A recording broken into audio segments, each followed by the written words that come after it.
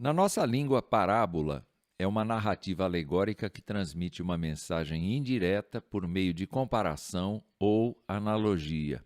Jesus foi um grande usuário de parábolas para ensinar a respeito da vida cristã e da necessidade de vigilância constante das ênfases do seu evangelho. Nesta ocasião, apresento a você a parábola dos servos vigilantes relatada nos evangelhos sinóticos de Marcos e Lucas. Existem algumas diferenças nos dois relatos, de modo que eu vou me concentrar em apenas um deles, utilizando apenas o texto escrito por Lucas, o médico amado e historiador grego. Vamos ao texto? Estejam preparados com o corpo cingido e as lamparinas acesas. Façam como os homens que esperam pelo seu Senhor ao voltar ele das festas de casamento, para que logo abram a porta quando ele vier e bater. Bem-aventurados aqueles servos a quem o Senhor, quando vier, encontrar vigilantes. Em verdade lhes digo que ele há de cingir-se,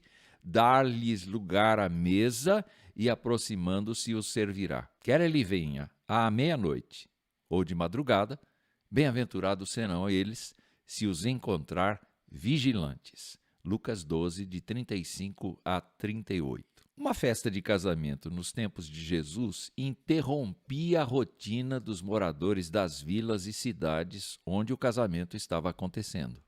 Porque era uma festa de quase todos, ou para todos, e durante uma semana ou mais. Parentes e amigos vinham de longe para festejar e as casas do noivo e da noiva se enchiam de hóspedes. O senhor da parábola, muito provavelmente, era um convidado constante a participar dessas festas, sem definição do tempo que permaneceria nelas. Devia ser uma pessoa muito estimada na comunidade e, ao mesmo tempo, uma pessoa que demandava empenho de seus servos. Primeiro, Jesus fala a seus discípulos que façam como os servos daquele senhor. Eles deviam permanecer preparados, vestidos com suas roupas de trabalho e com as lamparinas acesas. Segundo, os servos, qualquer um deles, deviam estar atentos à porta da casa, pois seu senhor podia chegar a qualquer instante e não devia ficar esperando do lado de fora. Os servos que fossem encontrados de prontidão podiam se considerar muito felizes. Vamos brincar um pouco com a história. O senhor da parábola mostra seu caráter e integridade ao recompensar os servos vigilantes, trocando de lugar com eles, vestindo-se com roupas de trabalho, fazendo-os assentar à sua mesa e os servindo. Essa troca de papéis mostra que naquela casa havia uma estranha e abençoada comunhão entre o Senhor e os seus servos. Havia exigências, mas havia recompensas. Cada servo, obviamente, tinha sua própria personalidade.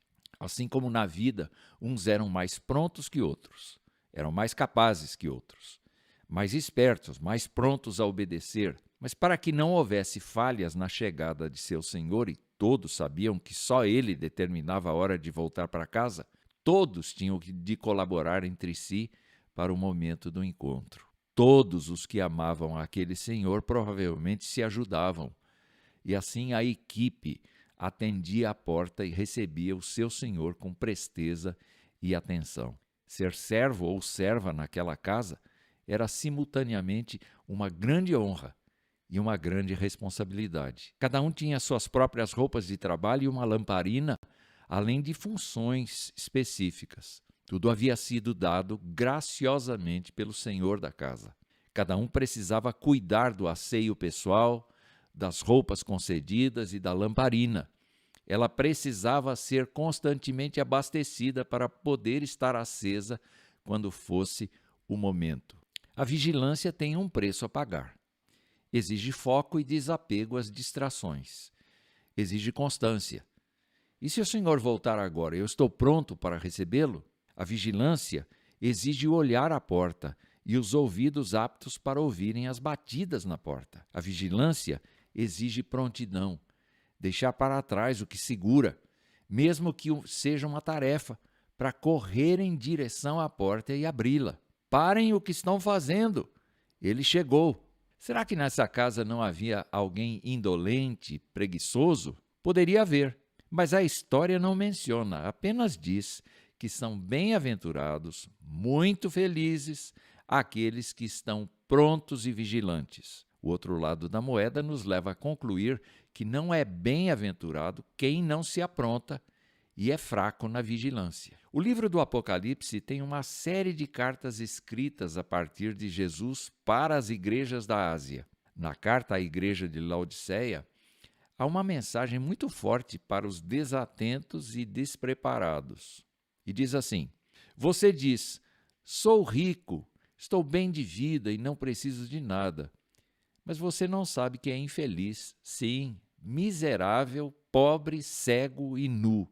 Aconselho que você compre de mim ouro refinado pelo fogo, para que você seja, de fato, rico.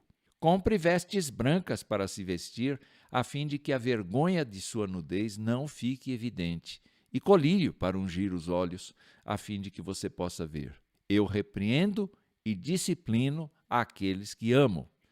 Portanto, seja zeloso e arrependa-se.